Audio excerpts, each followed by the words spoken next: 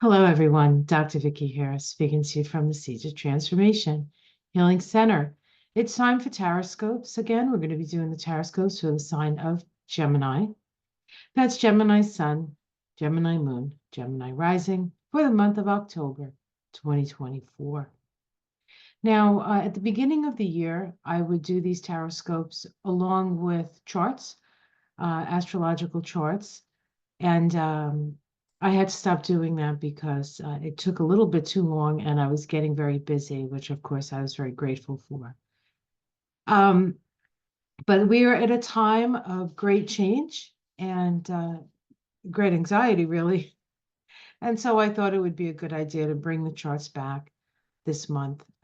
We are sandwiched between eclipses and a presidential election that honestly probably will determine the fate of the US. Um, so let us start. We're going to take a look at the chart here. Alrighty.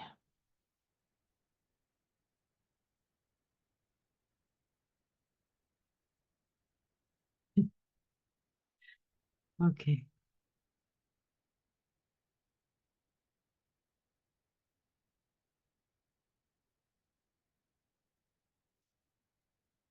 All right. So we start the month with an eclipse. We have a solar eclipse on the 2nd of October at 11 degrees of Libra. Libra, of course, is a sign of relating. And this is what we call a south node eclipse. And we can see over here for the Gemini, this is all occurring in the 5th house. The 5th house is the house of our creativity. It's the house of, it's the Leo house, natural house for Leo. So all those Leonine qualities are found um, in the fifth house. So for Gemini, um,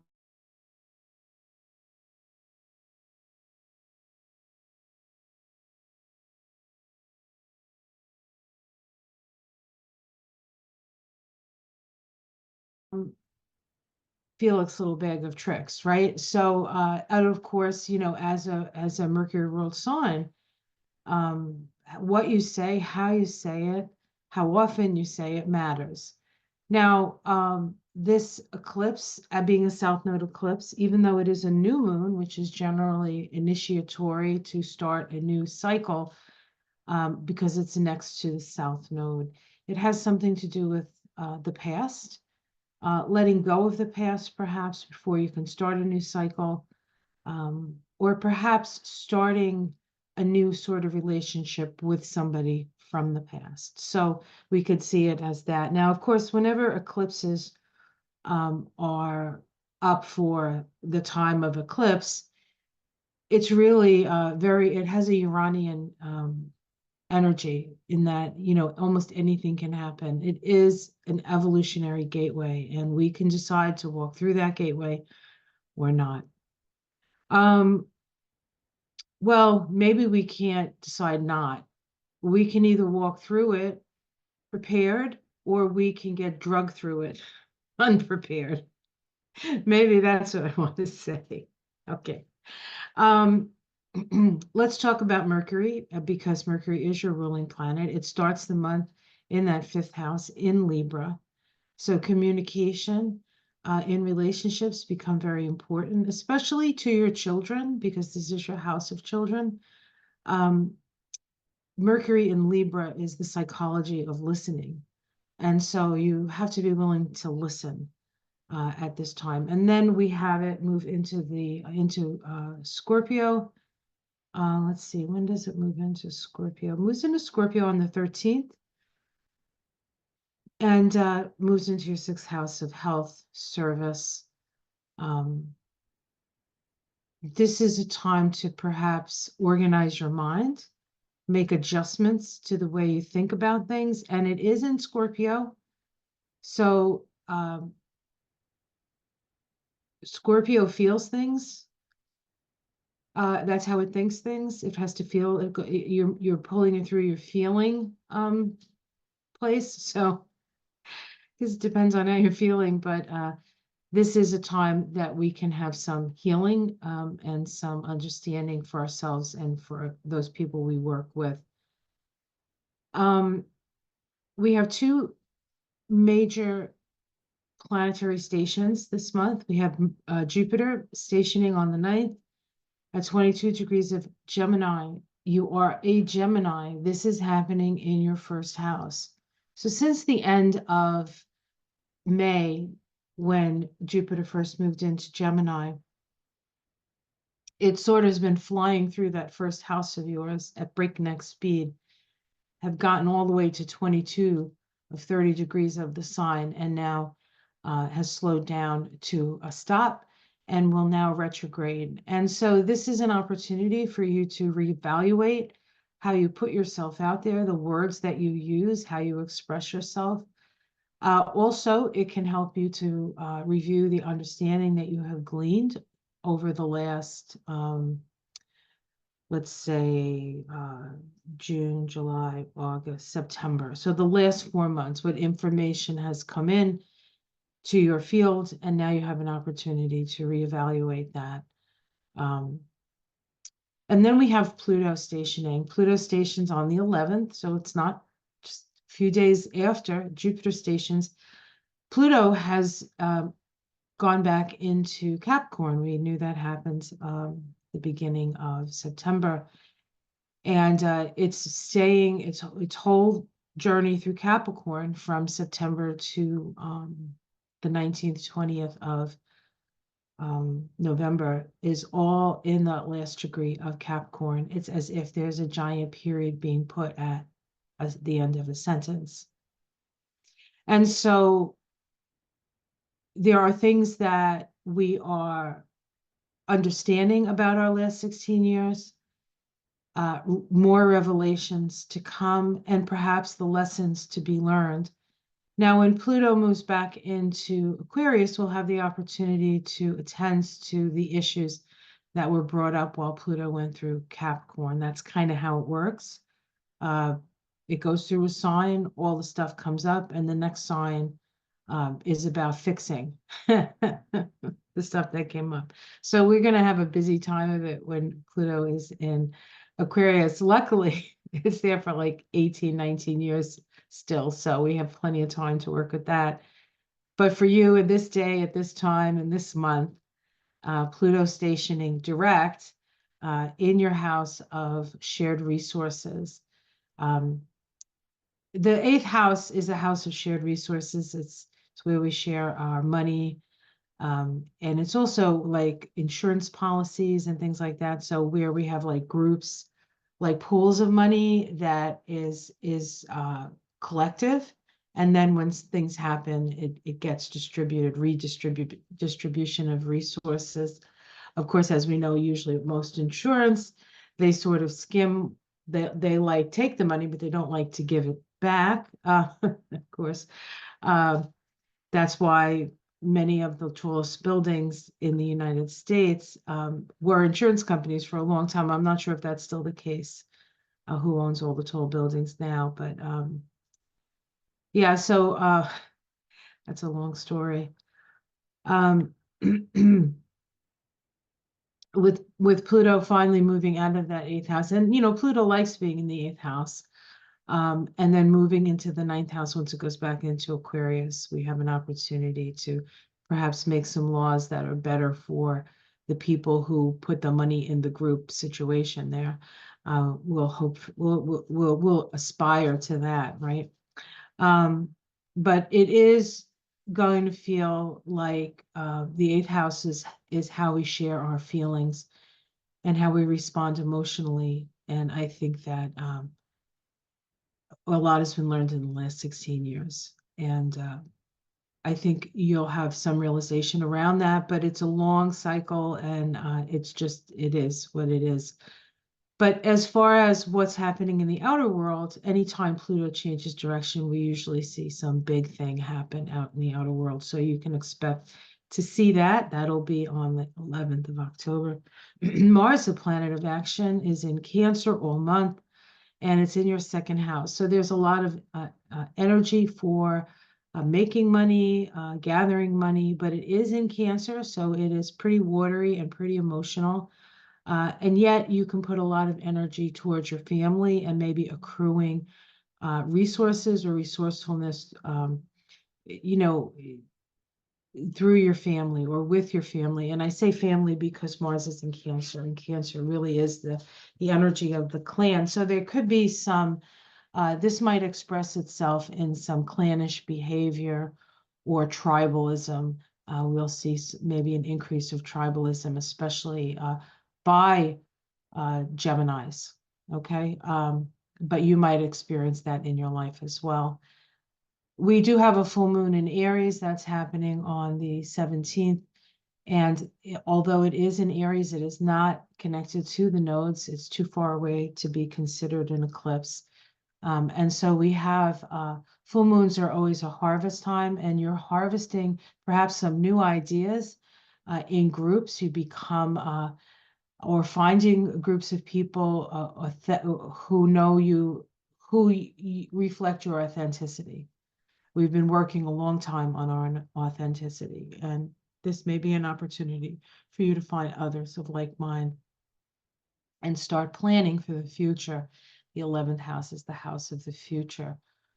And the sun, Mercury move in, the sun and Mercury, well, Mercury moves into Scorpio first, and then the sun moves in on the 22nd into that sixth house of health, so you can have some focus on your health. Venus starts the month in Virgo and then moves into did I say Virgo? Virgo's house. Scorpio starts in Scorpio, moves into Sag. Venus in your house of relationship bodes well for your relationships. And let's see, when will that happen? That happens, I think, on the 22nd as well. Venus, last quarter square sun. When does Venus? Venus opposite. Yeah, actually, it's on the same day as the full moon, right? The 17th. Yeah. It makes a sextile to Pluto, which is opens the lines of communication, gives us an opportunity to share what we know, and then it ingresses into Sag. So that's the story, Morning Glories. I will, the next thing you will see is the Taroscope. So until next month,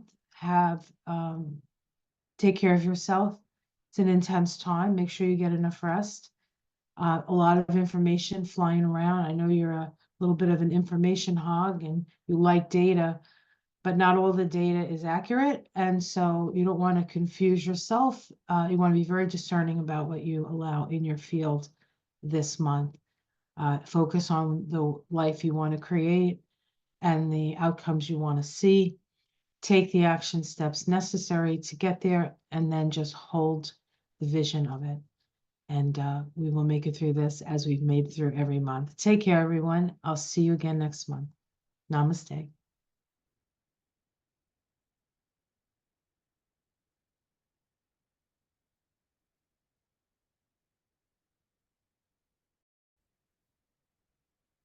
Hi, back. I'm back. Let's look at the tarot for the sign of Gemini for the month of October 2024. All right. So I am using the Guardians of the Night Tarot by MJ Cullinane. It's the same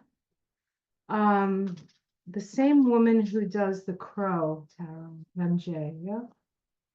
Am I correct? Yes. Originally from Massachusetts, actually living in the Pacific Northwest. So I live in Massachusetts, so it's kind of cool.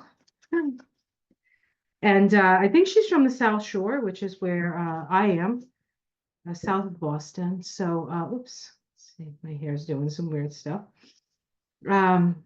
So, you know, it's kind of neat that she would grow up around here. because you can kind of feel it in the cards as well.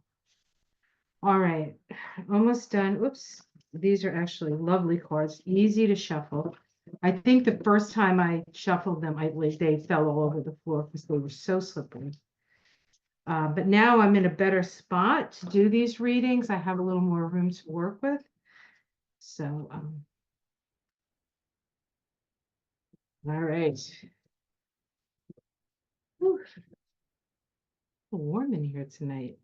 It's been cold at night, so it's weird that I'm feeling a little overheated. Oh, now I said they're easy to shuffle. Now they won't shuffle for me. See what happens? Okay, almost done. When you shuffle them, you're taking out the old energy and bringing in some new stuff with the intention of knowing what's up for Gemini. All right, so let's start with dun, dun, dun, the Wheel of Fortune. Wow, the Wheel of Fortune change. So you are in the midst of a change. We're in the midst of a change. The Wheel of Fortune is the 10, right? The 10 card. And 10 is 1 and 0, right? And so it's a cycle and it's a new beginning. It's the ending of something and a new beginning of something else. Let's see the challenge. Ooh, the 9 of Cups. What do I wish for? I might ask. Yeah, so we have a change, right? And it could have been a change that you wished for. And if that's the case, we can always put in, be careful what you wish for, because you just might get it. Well, chances if you wish for something, you're going to get it. Or this could just be a challenge of, well, now that this is over, what do I want? What's the next thing? What's my deepest desire? What's my deepest desire? Now, this is a beautiful card, the peacock, right?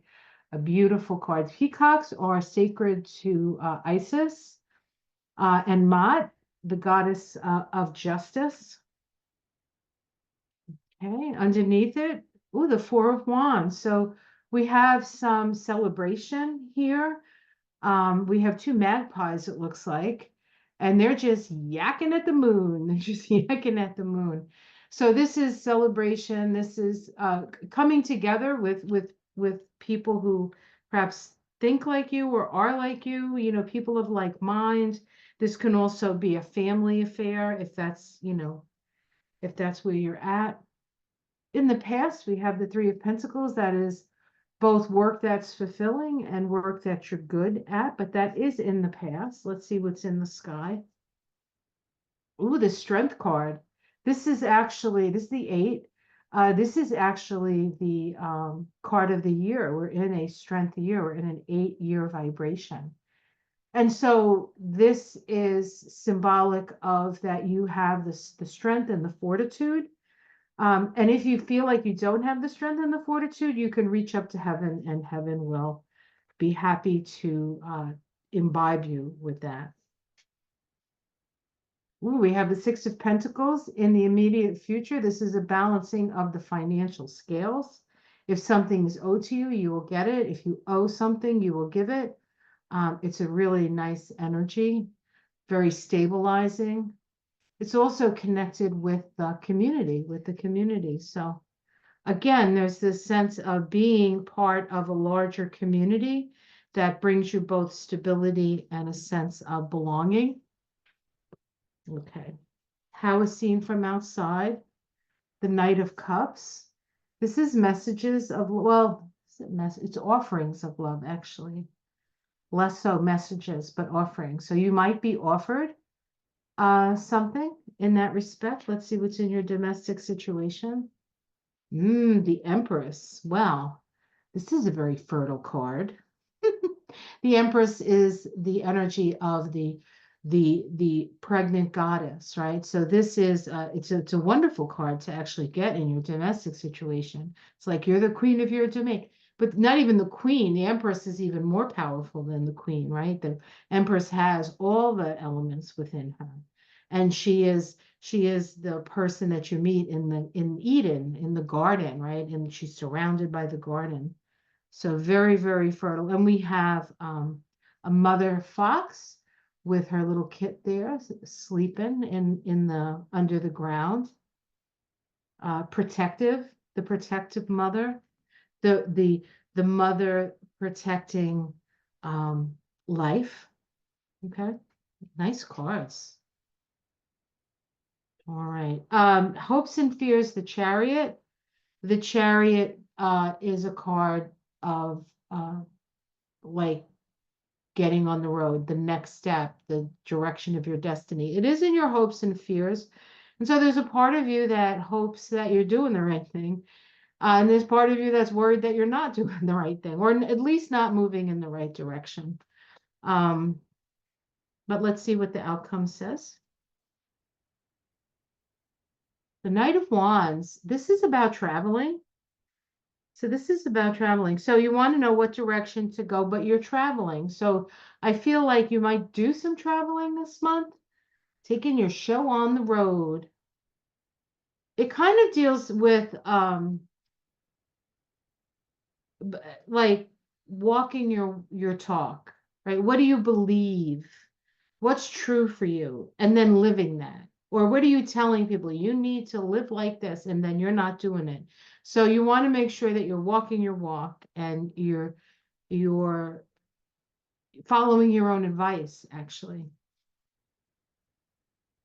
We have I'm going to pick three more cards, see if we can get a major arcana. We have the Three of Wands. So this is messages coming to you. I wonder what kind of bird this is. This looks like a scissor-tailed, maybe swallow. I should look in the book to see what this says. Let me see if it says which bird this is, because that's going to matter. Hold on one moment. So this bird is the scissor-tailed flycatcher. It's about expanding your horizons. It's about expanding your horizons. That's kind of what these cards are all talking about, expanding your horizons, traveling, opening up your world a little bit there. Okay, we have the Hanged Man here. So this is staying connected to spirit, looking at the world from a different perspective. So if you want to know what the next step is, which is the beginning of this reading, it kind of looks like you need to get out a little bit. You need to get out of your space, move, and just expand your horizons. It could just even be sort of a temporary, like a trip. Go visit a friend who lives in another state. Go do something you haven't done before.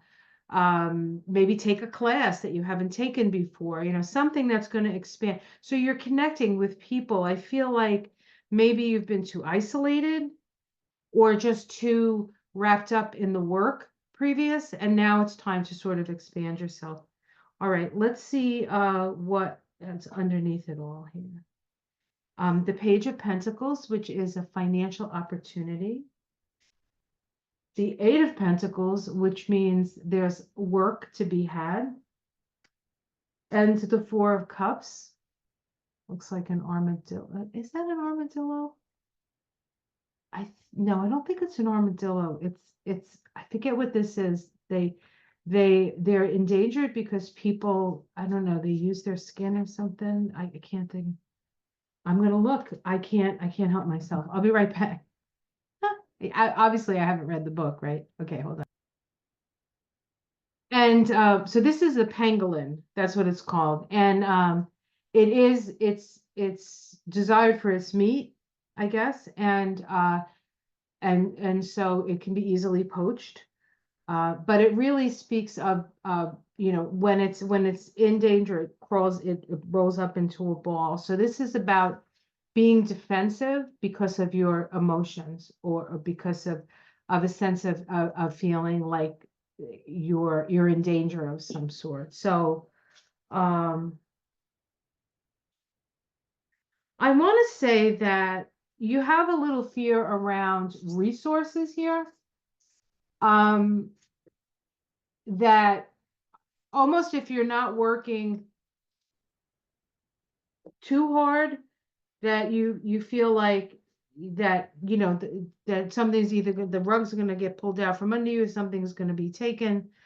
Um, which, it's important to do the work that you love, of course, always, but you don't want to do it out of fear. You want to do it out of enjoyment, right? So these cards say you need to sort of enjoy yourself through the process, and maybe not do things that are not enjoyable for you. Figure out some other way to do something. And it does indicate that there is a change here. So you may have to do it anyway. You may have to figure out what it is that you want to do. Okay, so I am going to pick two oracle cards.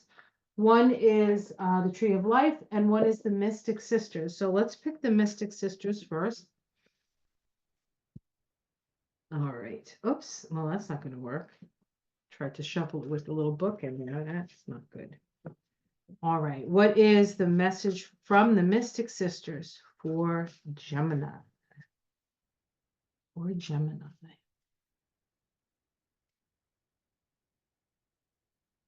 These cards are beautiful. So beautiful. Okay. Aphrodite, mighty Aphrodite. Somebody else got this too. Who was it? Virgo, I think. That's interesting. Mighty Aphrodite. Okay, let me read that. Passion, beauty, and desire. The goddess Aphrodite bodes well for your direct experience of love, charm, and an eye for beauty. Aphrodite enhances awareness of your personal aesthetic pleasures. She heightens a desire for love, whether it be between you and your partner, or perhaps an increase of love in your heart towards yourself and everything you delight in. To be in the right space to experience the gifts of Aphrodite, it is necessary to be fully present in the moment, and you must believe that you are truly worthy of love. Drawing this card is a call to open your heart, forgive transgressions by yourself and your loved ones. Yeah, forgive yourself, right? And to position yourself to give and receive love more fully. Give and receive love more fully. I guess on a certain level, it's a question of deservability, right? You do deserve love. Okay, let's take a look at the Tree of Life. Tree of Life cards. What does the Tree of Life have to say? Tree of Life Oracle. Let's move that over there. Tree of Life Oracle.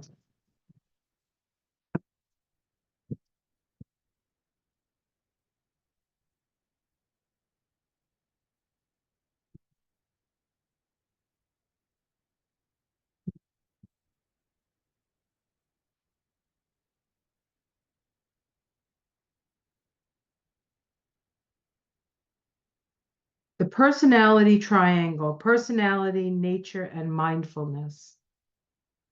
Okay. I will read this to you.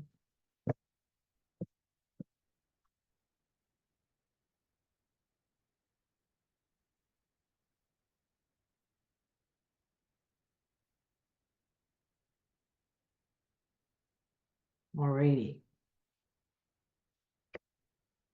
So this triangle is the lower triangle here. It's made up of Netzach, which is the Venus Sephiroth over here, Hod, which is Mercury, and Yesod, which is the moon.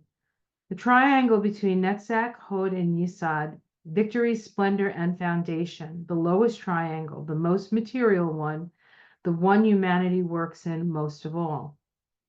The combined forces of this triangle offer the human experiences of art, nature, communication, emotion, and intuition, to name but a few.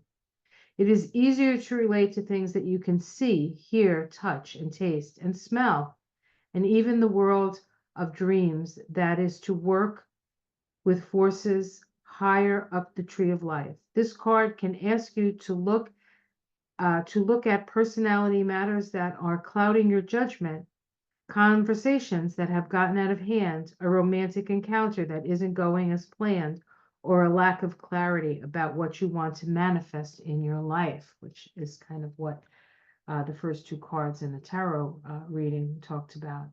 You may notice the struggle between your thoughts and your emotions, delaying some decision, which way to go, head or heart.